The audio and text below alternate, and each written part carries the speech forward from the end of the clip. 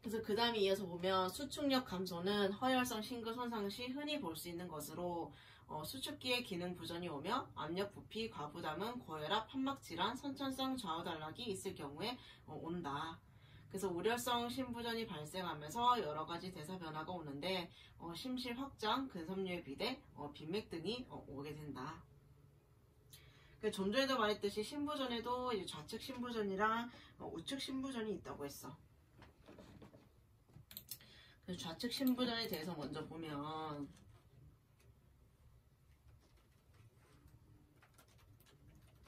이 좌측 심부전의 주요 원인으로는 이제 허혈성 심장 질환이라든지 또는 고혈압 또는 대동맥판 또는 승모판에 질환이 있다든지 또는 심근 질환이 있을 때 발생을 한다.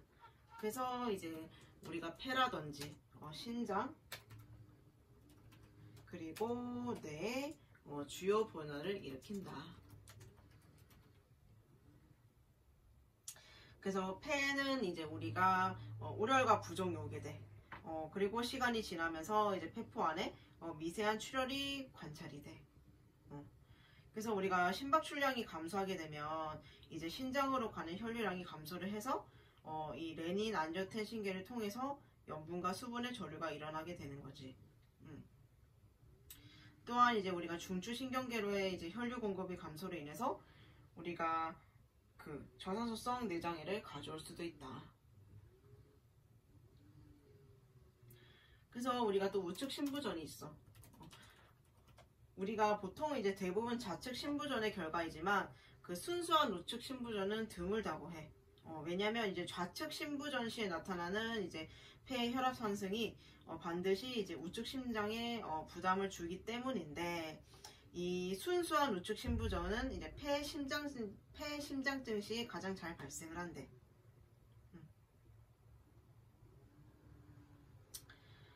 그래서 우리가 우측 심부전 시 주로 이제 영향을 받는 장기에는 이제 간이라든지 비장, 신장, 피하 조직, 뇌, 문맥계 이러한 것들이 있다.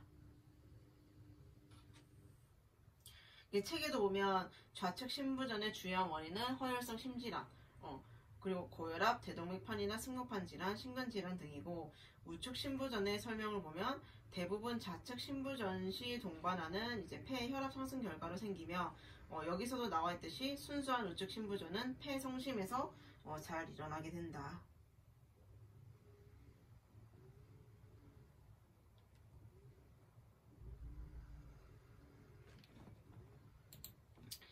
그렇다면은 이제 허혈성 심장 질환이 있어. 허혈성 심장 질환이 있는데 이 허혈성 심장 질환이라고 하면 이제 심근 운동에 우리가 필요한 산소 공급이 원활하지 못할 때 발생을 하는 거야. 즉 심근의 산소 공급이 부족할 때 발생을 하는데 분류를 하게 되면 우리가 알고 있듯이 이제 협심증, 그리고 심근경색증, 그리고 이제 만성 허혈성 심장 질환, 급성 심장사 이렇게 나뉠 수가 있어. 책에도 그렇게 나와 있지.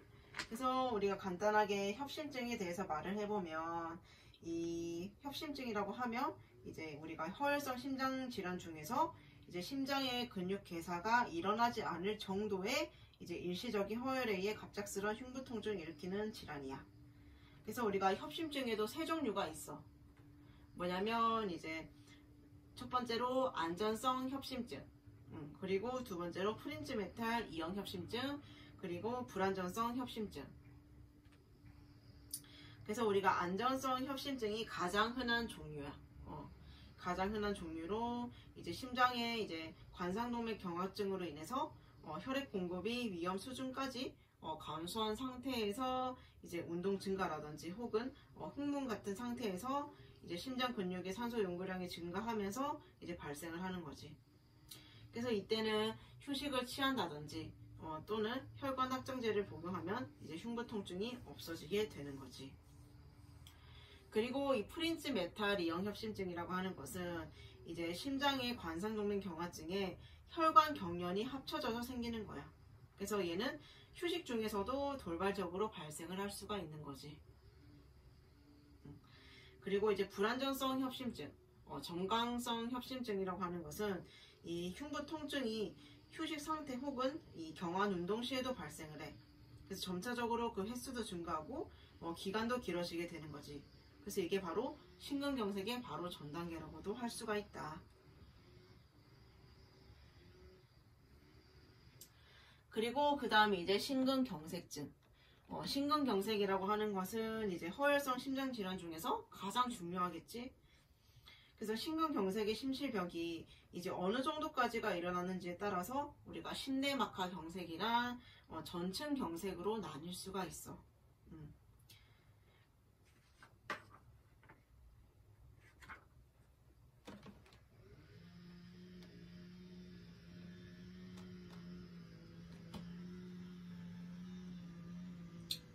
그래서 책을 같이 보게 되면 이제 심근경색증은 심근의 일부로 가는 혈류가 차단이 되어서 심근에는 심근세포의 비가역적인 변화가 유발되고 세포가 죽게 되는 현상이다. 그래서 관상동맥의 폐색 내지 협착에 의해 심근이 1cm 이상 허혈성 괴사에 빠져 빈혈성 경색을 일으킨다. 그래서 유관적으로 경색 심근소의 괴사가 나타나는 것은 경색 후 4시간에서 5시간부터이고 초기의 경색부는 정상 부위보다는 건조하고 창백하며 드물게는 출혈을 동반해 암적색을 보이게 된다.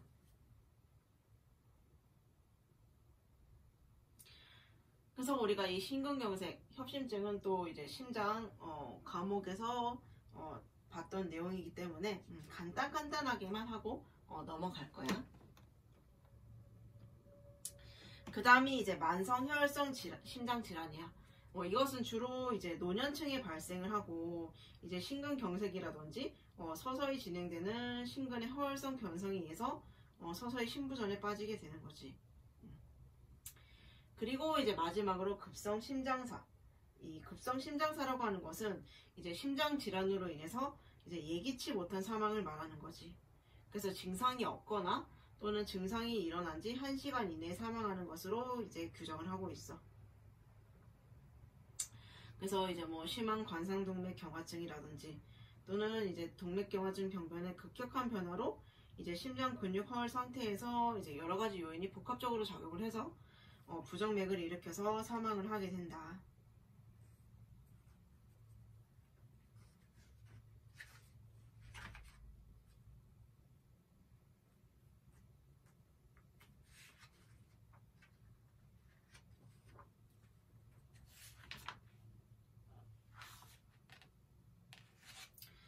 그렇다면 이제 이런 것들의 임상 소견은 어떤 것이 있냐 보면은 이제 당연히 흉통이 있겠지.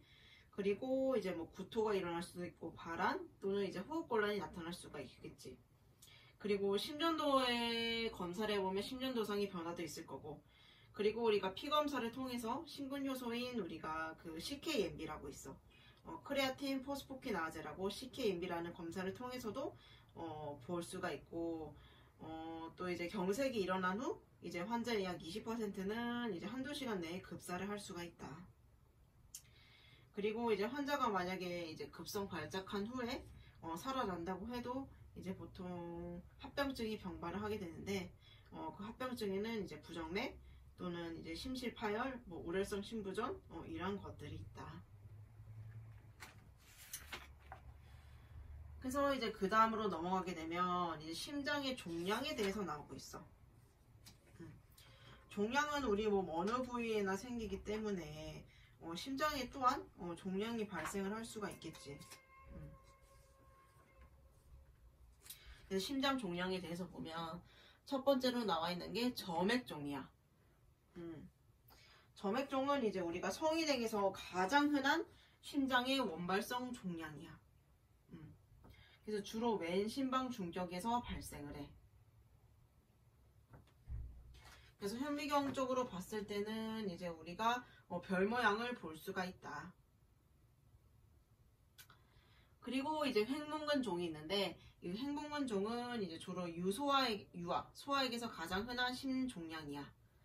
그래서 심근층에서 발생을 하고 이제 주위와 경계가 뚜렷한 회백색 종양이 특징이고 얘는 거미 모양이야. 좀 전에 점액종은 우리가 별 모양이라고 했는데 횡문근종은 이제 주로 거미 모양이다.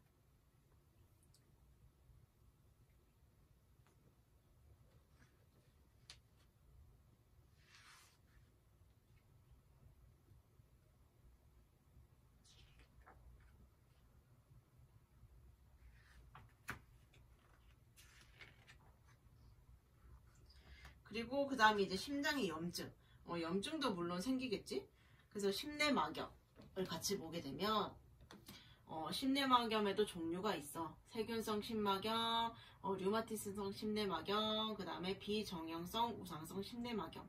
그래서 이런 게 있구나 하고 이것도 한 번씩 읽어보면 될 것 같아.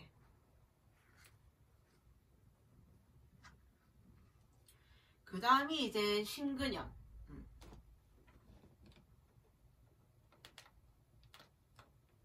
심근염이 나오는데, 이 심근염은 우리가 심근의 염증성 침륜이라든지 또는 이제 근세포의 괴사 또는 이제 변성을 동반한 질환을 말하는데, 이 심근염이라고 하는 것은 나이와 상관없이 발생을 할 수가 있어.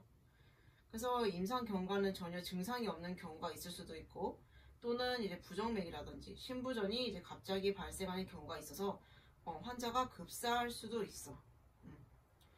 그렇기 때문에 이제 대부분의 환자는 빠른 시일 내에 후유증 없이 보통 이제 회복을 한다. 그래서 우리가 심근염의 원인에는 이제 뭐 병원체가 있을 수가 있고, 또는 면역 반응에 의해서 나타날 수가 있고, 또는 물리적 손상으로 이제 매우 다양하지만 주로 이제 대부분 바이러스에 의해서 발생을 해. 그래서 대표적인 게 이제 책에도 나와 있듯이 콕사키 바이러스야. 그래서 콕사키 바이러스 A 또는 B에서 발생을 할 수가 있고, 그 외에도 이제 폴리오 바이러스, 이제 인플루엔자 바이러스에 의해서도 발생을 할 수가 있다.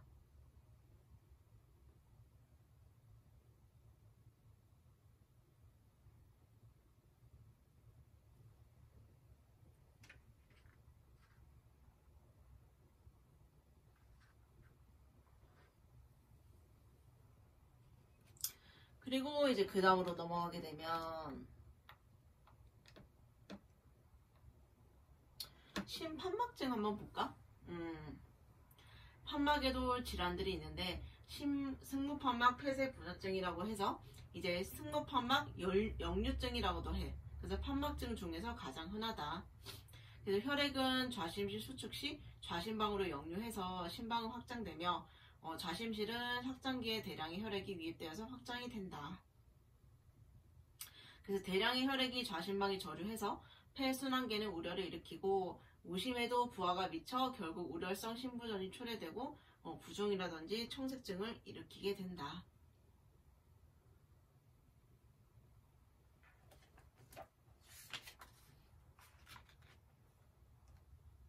그리고 이제 그 밑에 승모판막 협착증을 같이 보면 폐쇄부전을 동반하는 경우가 많으며, 이 판막구가 좁기 때문에 좌심실의 확장 때 좌심방에서 좌심실로 혈액이 충분히 흐르지 않아서 혈액이 좌심방에 저류해서 좌심방은 이제 혈액이 차 있기 때문에 비대해지고 확장이 되는 거지.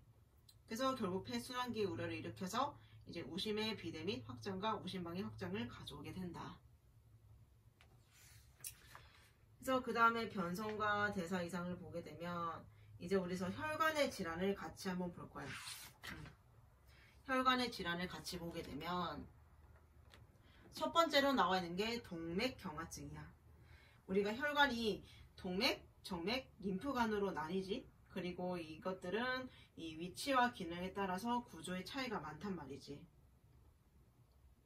그래서 우리가 동맥은 우리가 대동맥, 중동맥, 소동맥으로 구분이 되고, 모든 동맥은 내막, 중막, 외막으로 이제 구성이 되어 있다고 했어. 하지만 혈관이 좁아지게 되면서 이 내막, 중막, 외막 이 세 개의 막은 점차 불분명해지게 되는 거야. 그래서 이제 동맥을 세 가지로 구분하는 것은 되게 중요한 일이다. 그래서 이제 그 이유는 이제 각 형의 그 혈관에 각기 독특한 형태의 질환이 생기기 때문인데, 이제 예를 들어서 이제 혈관의 크기에 따라서 발생하는 질환의 차이가 있는데, 죽색 동맥 경화증은 주로 이제 탄력성 및 근육성 동맥에 발생을 하고, 우리가 고혈압증은 이제 소동맥이라든지 세동맥의 기능적 및 구조적 변화를 가져오게 돼 있는 거야. 하지만 얘들아, 정맥은 우리가 일반적으로 벽이 얇지, 그리고 내강도 비교적 넓어서 이 동맥에서처럼 이제 3층으로 잘 구분이 되지 않아서 불규칙한 확장이 일어날 수가 있어. 그래서 특히 이제 주위 압박이 약하고 종양과 염증에 의해서 침범을 잘 받게 되지. 그래서 많은 정맥에서는 판막이 있고 특히 팔다리의 정맥에는 많다. 그리고 이제 마지막으로 림프관을 다시 떠올려 보면 이제 매우 얇은 벽이 있는 구조였어. 그래서 내피세포로 피복이 되어 있고 내강에는 이제 혈구세포가 없었어. 그래서 림프관의 우리가 주 기능은 방어적인 거였잖아. 그래서 세포, 이 세균이라든지 이 종양세포를 이제 원격 조직으로 보내서 질병을 확산시키는 통로 역할을 하기도 해. 그래서 이런 나쁜 영향을 미칠 수도 있다.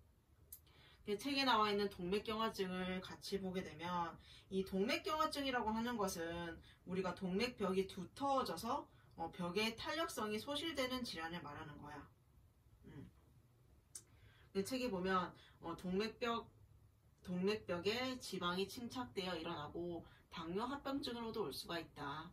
그래서 동맥벽이 두터워져서 벽의 탄력성이 소실되는 질환을 말한다. 그래서 죽상동맥경화증이라고 하면은 이게 주로 이제 뭐 고지혈증, 고혈압 또는 흡연, 그리고 당뇨병이 주요한 위험 인자야. 그래서 이제 대동맥이라든지 그 주요 분지, 그리고 광상동맥이라든지 대뇌동맥에서 주로 발생을 한다.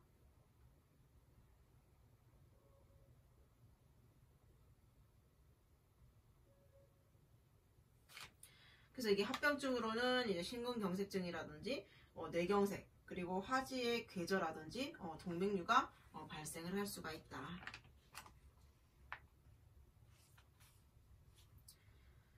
그리고 이제 동맥경화증의 뒤에 이어서 설명을 보게 되면 우리가 여기 같이 보게 되면은 이제 멘케베르그형, 멘케베르그형이라고 하는 동맥경화증이 있어. 이 멘케르병이라고 하는 동맥경화증은 주로 이제 50세 이상에서 이 상하지에 있는 중소형의 근육형 동맥의 중막에 이제 미만성으로 윤상 석회화가 생기는 것이 특징이야. 그래서 대퇴동맥에서 주로 나타나게 되는데 이 원인은 불명하지만 이 내강을 좁히는 얘는 드물지만 이제 죽상동맥경화증과 동반되어서 보통 나타나게 된다. 그리고 이제 세동맥경화증은 이 전신 장기의 세동맥이 나타나는 경화증이야. 그래서 이 세동맥에게도 이제 종류가 있지만 고혈압이나 이제 당뇨병 등에서 흔히 합병이 된다.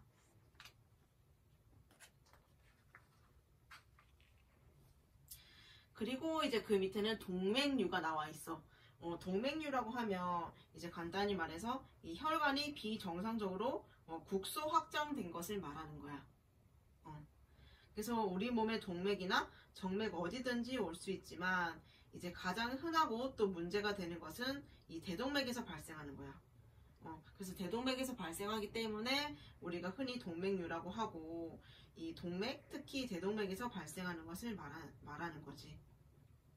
그래서 우리가 동맥류는 되게 심각한 병이야. 그래서 만약에 동맥류가 파열된 경우에는 대부분 사망을 할 수가 있다. 그래서 우리가 동맥류에도 중요한 원인이 있겠지?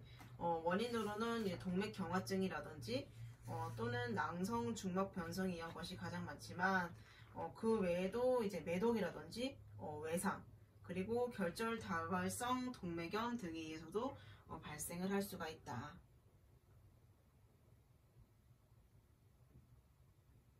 그래서 그 밑에 보면 동맥염이 나와 있어.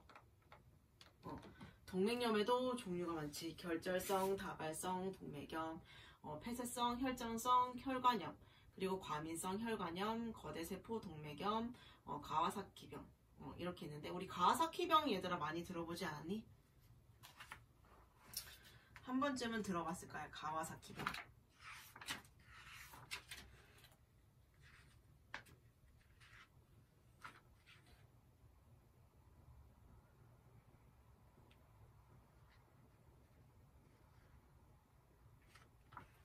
가와사키병이 뭐니 얘들아?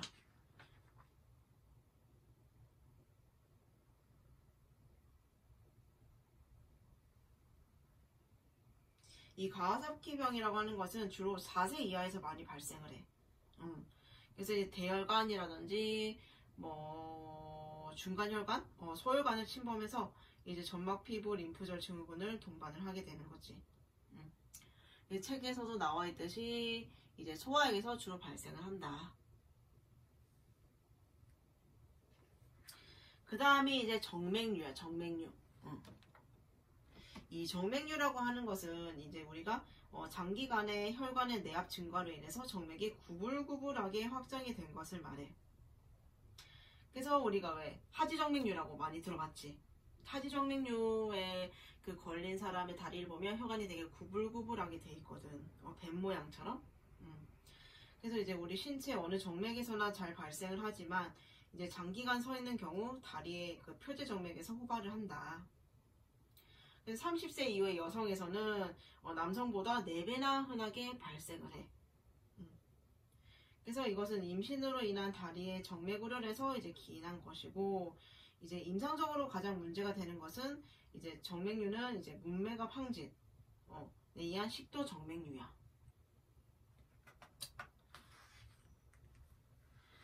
그리고 이제 그 밑에 보면 이제 호치킨, 비호치킨 림프종이 있는데, 이것도 앞서 내가 동영상 하나 올려놨어. 호치킨이랑 이제 비호치킨에 관해서 설명한 영상이 있길래 그것을 보고 왔으면 조금 이해를 하기 좀 더 이제 쉬울 수가 있지.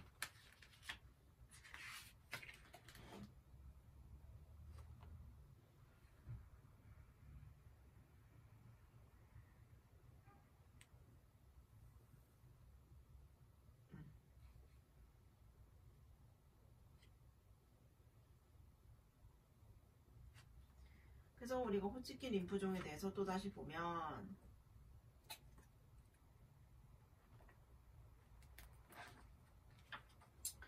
이 책에 먼저 설명을 보게 되면 호치킨 또는 호치킨 림프종, 그래서 이제 병리학적으로는 리드스텐버그 세포라는 독특한 종양 거대 세포가 여러 종류의 염증 세포들과 혼재되어서 발생을 한다.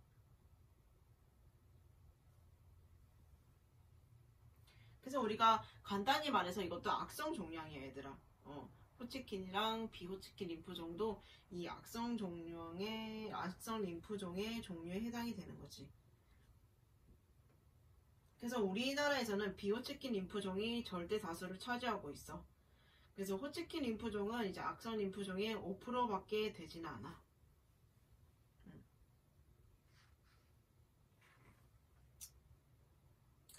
그래서 이게 얘들아 그 백혈병과 관련이 있단 말이야. 이 호치킨, 비호치킨은.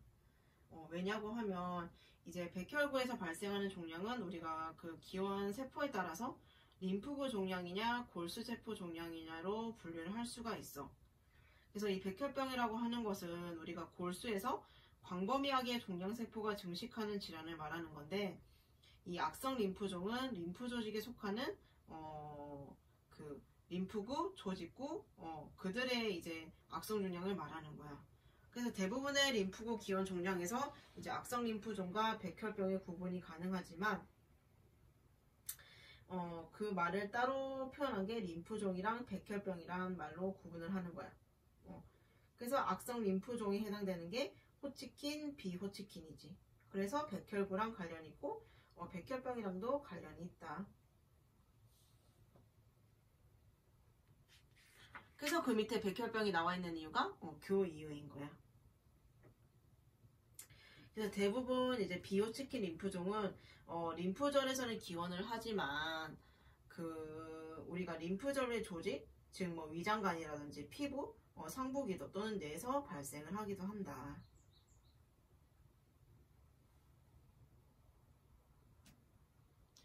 그 책 간단히 보면 이제 생물학적으로는 감염 질환에서처럼 발열 등의 전신 증상이 나타난다. 그래서 대다수가 림프절에서 원발하며 인접한 림프절로 확산이 되고, 병의 말기에는 비호치킨 림프종과는 달리 백혈병성 전환을 일으키지 않는다. 우리가 그래서 앞전에서도 백혈병에 대해서 언급을 했기 때문에 간단히 이건 보고만 넘어가고, 그 다음이 이제 가와사키병. 가와사키병도 이제 우리가 보았지만 한 번 더 이제 가와사키병에 대해서 언급을 하고 넘어가게 되면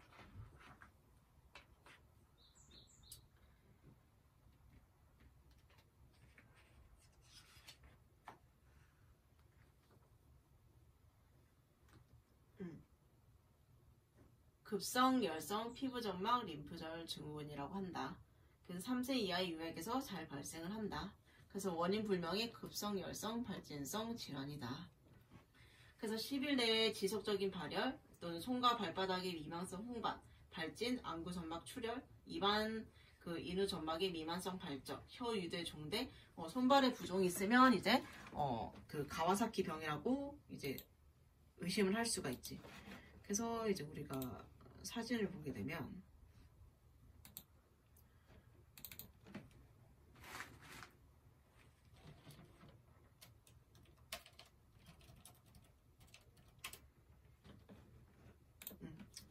이렇게 나타나게 되는 거야.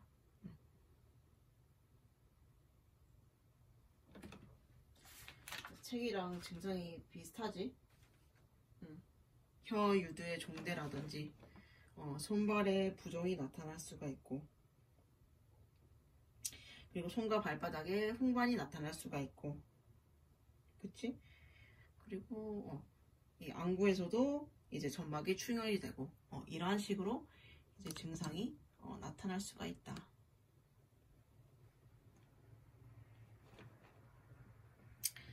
다시 책으로 가서 이제 그래서 주 증상은 손과 발가락 끝에 망향낭설이라는 것이다. 이렇게 어디 갔지? 이렇게 나타날 수가 있다.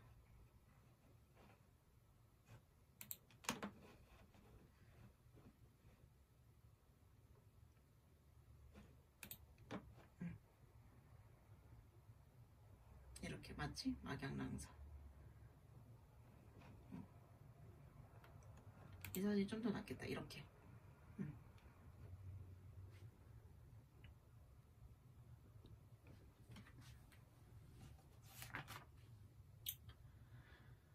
그래서 우리가 이제 순환기계는 여기까지가 끝이 났어. 그래서 우리가 시험 범위는 여기까지이고, 앞서 말했듯이 시험 문제는 총 30문제, 그리고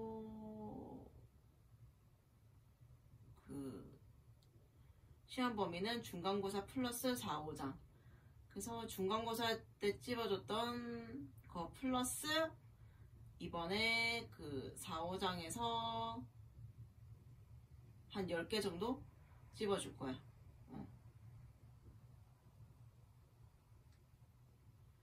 그래서 거기서 시험 문제가 나올 것이다. 그래서 우리는 이제 다음 주 금요일날 시험을 칠 거고, 이번 주 우리가 목요일날 그때 이제 내가 시험 문제를 좀 더 찝어주도록 할게. 그래서 오늘의 수업은 일단 여기까지이고, 우리 목요일날 보도록 할게.